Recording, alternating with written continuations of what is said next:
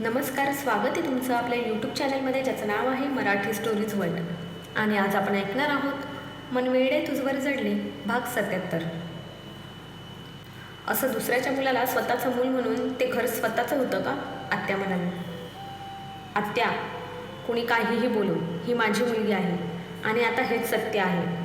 जेवढ्या लवकर तुला समजेल तेवढं चांगलं, श्री म्हणाला. आणि त्याने नीलाला उचलून घेतलं आणि अदितीचा हात पकडून तो रागाने बाहेर निघून गेला. नमस्कार, कसे आहात तुम्ही सर्व? श्रीने गावकऱ्यांची विचारपूस केली. आम्ही छान आहोत, तुम्ही कसे आहात? ह्या सुनबाई वाटतं, सरपंचांनी पुढे येऊन विचारले. आम्ही छान आहोत. आणि ह्या तुमच्या सुनबाई अदिती, आणि ही आमची मानसकन्या नीला. हिला आम्ही दत्तक घेतली आहे. नीला श्रीरंग देसाई, श्रीने ओळख करून दिली. अभिनंदन. सर्व त्यांचे अभिनंदन करत होते. अदिती आणि श्रीला भरभरून आशीर्वाद देत होते. श्रीने नीला आणि अदितीला घरात पाठवलं. तो आणि विजयराव गावकऱ्यांशी बोलत बसले. श्रीरंग दादा, उद्या आम्ही तुमच्या आणि सुनबाईंसाठी एक पूजा ठेवली आहे आई भवानीच्या मंदिरामध्ये. तुम्ही आजच परत जाणार आहात असं ऐकलं आहे आम्ही, नवीनच ग्रामसेवक झालेले संपत बोलले. संपत, आम्ही अजून 2 दिवस आहोत इथे, तर उद्या नक्की येऊ पूजेसाठी, श्री म्हणाला. मग हे तर एकदम बेस्ट झालं, सरपंच म्हणाले. आम्हाला तर प्रश्नच पडला होता उद्या काय करायचं म्हणून. बरं झालं, टेन्शन गेलं आमचं, वामन काका म्हणाले. गावकरी आणि देसाई पितापुत्र बराच वेळ बोलत होते. गावातल्या समस्यांवर त्यांचं डिस्कशन चालू होतं. बरं, आता आम्ही येतो, उद्या सकाळी भेटू मंदिरामध्ये, पाटील म्हणाले. आणि सगळ्यांचा निरोप घेऊन श्री आत वाड्यात आला.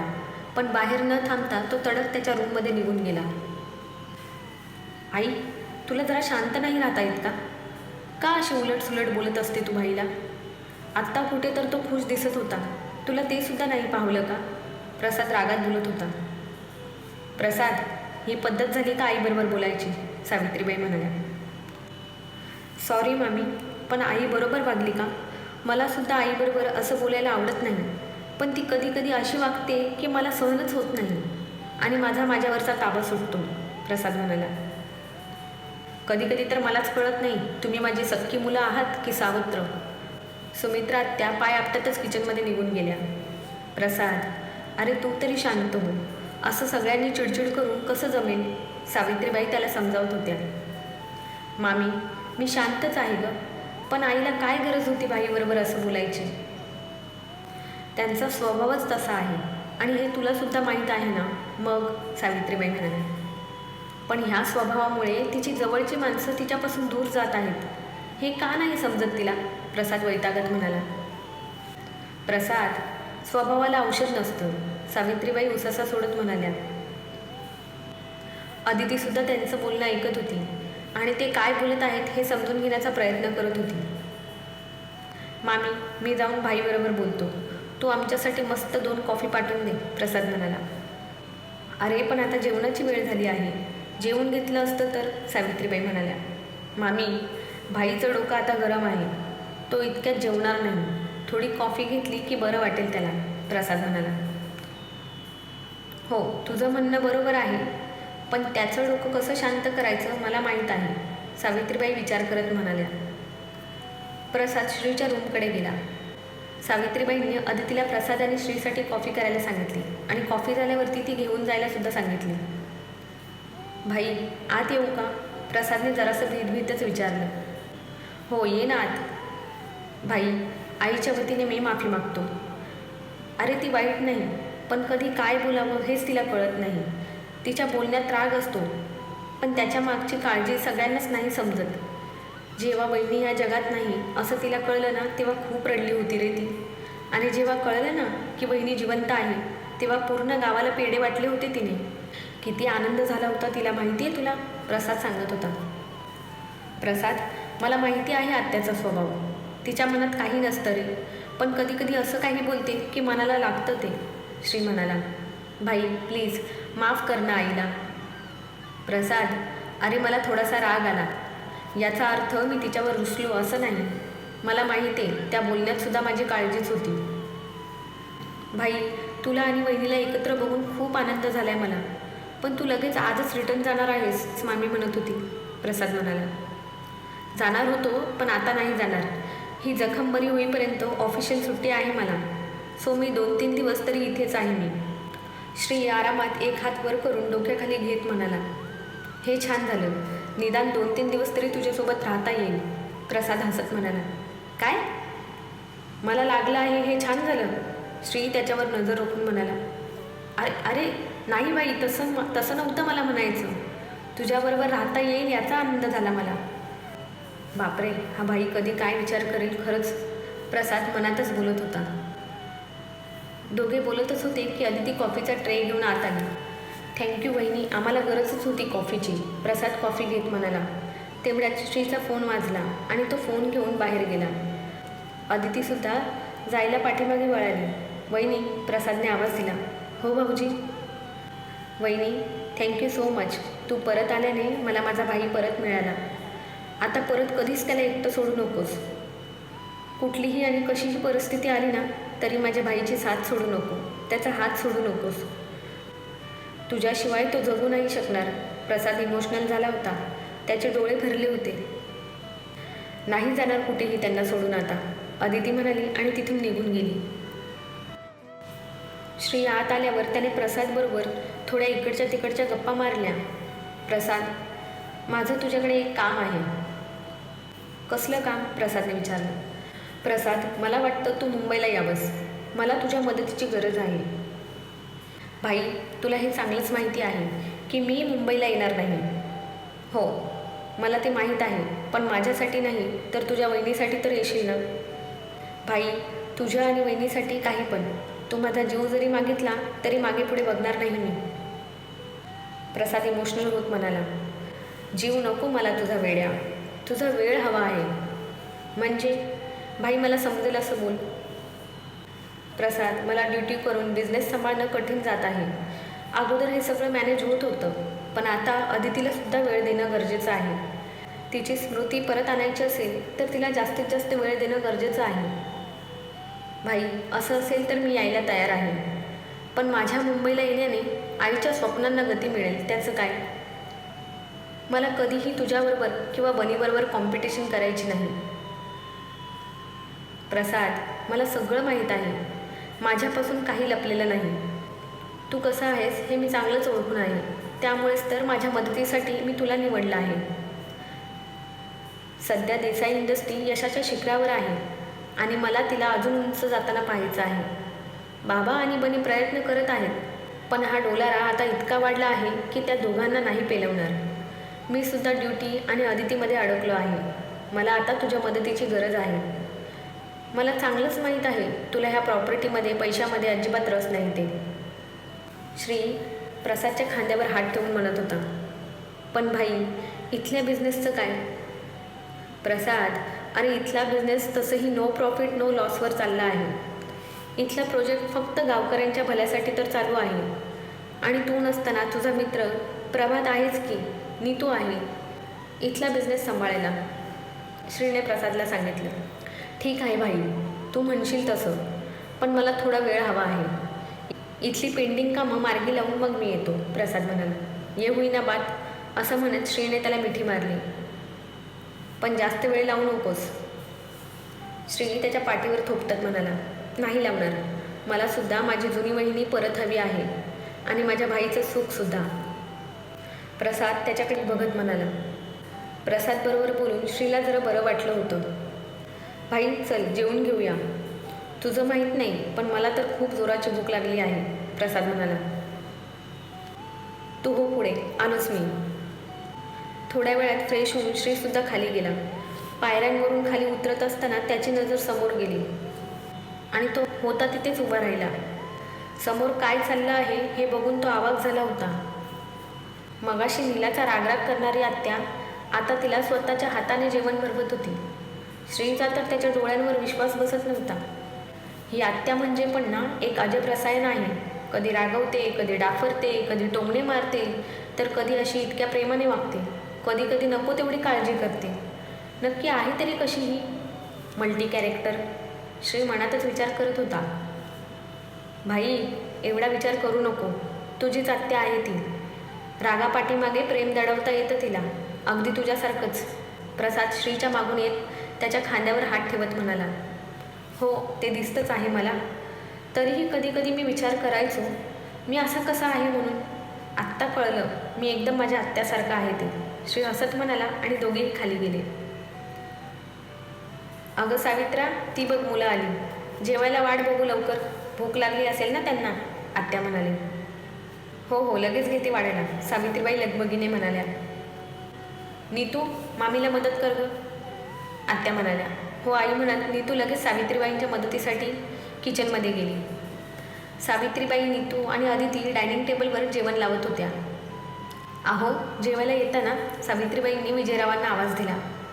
आलो म्हणत विजयरावसुद्धा येऊन डायनिंग टेबलवर जाऊन बसले. प्रसाद, श्री, तुम्ही सुद्धा बसून घ्या, सावित्रीबाई म्हणाल्या. बघ, नाही नाही म्हणत सगळं संपवलं. जेवणावर लक्षच नाही तिचं, फक्त खेळायचं आहे, आत्या नीलाचं रिकामं ताट उचलत म्हणाल्या. जा आता जाऊन खेळ, आत्या नीलाला म्हणाल्या. अदिती आणि सावित्री जेवण वाढत होत्या. अदिती, तू पण जेवून घे, तुला गोळ्या घ्यायच्या असतील ना, आत्या म्हणाली. मी मागून बसते तुमच्याबरोबर, अदिती म्हणाली. अजिबात नाही, तू बसून घे, नीतू आणि सावित्री वाढतील, आत्या थोडं मोठ्याने म्हणाल्या. तशी अदिती गपगुमान जाऊन चेअरवर बसली. अरे वा, आज तर भारी बेत दिसतोय. पुरणपोळी, त्यावर साजूक तुपाची धार, कटाची आमटी, आ हा हा, बटाट्याची भाजी, वा वा आत्या, लव यू म्हणत श्रीने त्यांना फ्लाइंग किस दिली. गधड्या, माझी टिंगल करतो काय, आत्याने श्रीच्या पाठीत एक धपाटा दिला. आई ग, आत्या, तुझा हात आहे की हातोडा, केवढ्या जोरात पडला. अगं मला लागले, थोडी तरी दया दाखव, श्री तोंड बारीक करत म्हणाला. मग म्हाताऱ्या माणसांची मस्करी का करतोस, ते लव यू का बिव यू काय आहे ना, ते तुझ्या बायकोला बोल, आत्या म्हणाली. अदिती, लव यू, श्री अदितीकडे पाहत म्हणाला आणि अदिती लाजेने पाणी पाणी झाली. तिने डोळे मोठे करत श्रीकडे पाहिलं तर सगळे श्रीकडे तोंड आ करून पाहत होते. असे काय बघत आहात, मोठ्यांचं ऐकायचं असतं म्हणून म्हणालो, आत्या बरोबर ना, श्री खांदे उडवत म्हणाला. हो हो हो, फायद्याचं बरं कळतं हो तुला, आत्याने त्याचा कान पकडला. भलाईचा आता जमाना राहिला नाही, मनासारखं वागलं तरी प्रॉब्लेम आणि नाही वागलं तरी प्रॉब्लेम. देवा वाचव रे मला ह्या बायकांपासून, श्री नाटकीपणे म्हणाला. चांगला ड्रामा करायला शिकला आहेस रे भाई तू, काय पण ती ॲक्टिंग एक नंबर, प्रसाद हसत होता. थँक्यू, कोणीतरी दाद दिली माझ्या कलेला, श्री पण हसत म्हणाला. जेव आता गपगुमान, आत्या म्हणाली. पण मग मी जेवणार कसा, श्री त्याच्या हाताकडे बघत म्हणाला. अगं बाई, तेही खरंच, सावित्रा हा कसा खाणार, आत्या म्हणाली. त्यात काय एवढं, मी भरवते त्याला, सावित्रीबाई म्हणाल्या. तू कशाला, त्याची बायको भरवेल की त्याला, आत्या म्हणाली. अदितीने मात्र नजर खाली झुकवली. एवढ्या सर्वांसमोर श्रीला जेवण भरवायचं ह्या विचारानेच तिला टेन्शन आलं होतं. आत्या, आज तू भरव मला. असं म्हणतोस, बायकोची खूपच काळजी आहे बाबा तुझ्या लेकाला, आत्या विजयरावांकडे बघून म्हणाल्या. हो, आता पुढचं सुद्धा बोलूनच टाक, तो माझ्यावर पडला आहे म्हणून, विजयराव हसत म्हणाले. त्यात मला तीळ मात्र शंका नाही, आत्या ठसक्यात म्हणाले. आत्याने ताट वाढून घेतलं आणि त्याला प्रेमाने जेवू घालत होती. आत्या, तू हे जेवण माझ्यासाठी बनवलं ना, श्री आत्याकडे बघत म्हणाला. हो तर, मला माहीत आहे तुला पुरणपोळी किती आवडते ते, आत्या म्हणाली. मगाशी इतक्या रागारागाने बोलणारे दोघेही आता एकमेकांशी प्रेमाने गप्पा मारत होते. अदिती, हे राहू दे, नोकर करतील, तू जाऊन आराम कर जरा, प्रवासाने दगदग झाली असेल तुझी, सावित्रीबाई म्हणाल्या. एवढं आवरते आणि जाते, अदिती म्हणाली. तुला सांगितलेलं कळत नाही का गं, जा म्हटल्यावर गप्प जायचं, आत्या जरा आवाज चढवत म्हणाली. आत्यांचा रागीट आवाज ऐकून अदितीला तर घामच फुटला होता. हो जाते, ती पटकन म्हणाली आणि रूमकडे निघून गेली. श्री त्याचा लॅपटॉप उघडून काहीतरी करत होता. अदितीची चाहूल लागताच त्याने वरती पाहिलं. अदिती, मेडिसिन घेतले? नाही, तेच घ्यायला आली आहे. मेडिसिन घेऊन अदितीने थोडा वेळ आराम केला. श्री मात्र त्याच्या कामामध्ये बिझी होता. ऑनलाईन मीटिंग चालू होत्या त्याच्या. संध्याकाळी जेवणाला थोडीफार मदत करून अदिती नीतू आणि प्रसादबरोबर गप्पा मारत होती. नीला त्यांच्या बाजूला बसून ते काय काय बोलत आहेत हे समजून घेण्याचा प्रयत्न करत होती. आता बऱ्यापैकी तिला सुद्धा मराठी समजत होतं. पण अजून बोलायला थोडंसं जमत नव्हतं. वहिनी, उद्या पूजा झाल्यानंतर आपण आपल्या शेतात जाऊया. तुम्हाला मी आपलं पूर्ण शेत आणि आंब्याची चिकूची बाग दाखवेल.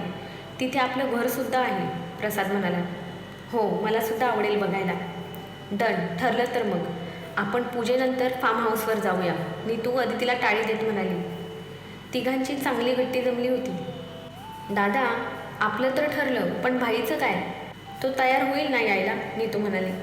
झाला तर ठीक, नाही झाला तर आपण जाऊ चौघं, प्रसाद म्हणाला. नीतू आणि प्रसाद दोघांनीही अदितीकडे पाहिलं. तिचा चेहरा उतरला होता. अगं माझी भोळी वहिनी, लगेच तोंड बारीक केलंस. भाई तुला नाही म्हणणार आहे का? नीतू तिचे गाल ओढत म्हणाली आणि प्रसाद हसत होता. तुम्ही दोघं माझी मस्करी करताय, अदिती गाल फुगवून म्हणाली. आता एवढी क्यूट वहिनी असल्यावरती मस्करी तर करणार ना आम्ही, प्रसाद म्हणाला. त्यांचं बोलणं ऐकून अदिती गोड हसली. उफ, क्या कातिल स्माइल है, और इस स्माइल पे हमारा भाई दीवाना है. प्रसाद आणि नीतू एकामागोमाग एक बोलले आणि एकमेकांना टाळ्या दिल्या. अदितीने बारीक डोळे करत नीतूचा कान पकडला. वहिनी सोड ना कान. भाई सांग ना वहिनीला माझा कान सोडायला, नीतू समोरून येणाऱ्या श्रीकडे बघून म्हणाली. अदिती, माझ्या बहिणीचा कान का पकडला आहेस तू? श्री म्हणाला. हो, सांग सांग, का पकडला तू माझा कान? नीतूसुद्धा हसू दाबत म्हणाली. ते अदिती गडबडली. तिने पटकन नीतूचा कान सोडला. अगं वहिनी सांग ना, तू नीतूचा कान का पकडला ते? आता प्रसादने सुद्धा चिडवायला सुरुवात केली. मी आलेच म्हणत अदिती तिथून पटकन सटकली. अरे हिला काय झालं, अशी का गेली ही? श्री सोफ्यावर बसत म्हणाला. भाई, वहिनी एकदम लाजाळूचं झाड झाली आहे. आम्ही तिला चिडवत होतो म्हणून ती पळाली, नीतू म्हणाली. अच्छा, असं आहे का? नीला, गाव कसं वाटलं तुला? श्री तिला मांडीवर बसवत म्हणाला.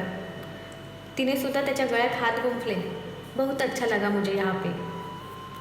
2 दिवसात काय काय बघितलं तू? कुठे कुठे गेली होतीस? श्री प्रेमाने तिला विचारत होता आणि ती सुद्धा त्याला रंगवून रंगवून सगळं सांगत होती. श्री तिचं बोलणं मन लावून ऐकत होता. प्रसाद, नीतू, चला जेवून घ्या, आत्याने आवाज दिला. श्रीसुद्धा उठून टेबलकडे निघाला होता. श्री, तू इथंच बस, तुझी बायको भरवेल तुला, आत्या म्हणाली. मजा आहे बाबा बाईची, प्रसाद चिडवत होता. तसं श्रीने त्याच्याकडे एक रागीट लूक दिला. अदिती, तू जाऊन श्रीला जेवू घाल, तोपर्यंत मी सगळ्यांना वाढते. यांचं झालं की आपण दोघी जेवू, सावित्रीबाई म्हणाल्या. हो आई, अदिती म्हणाली.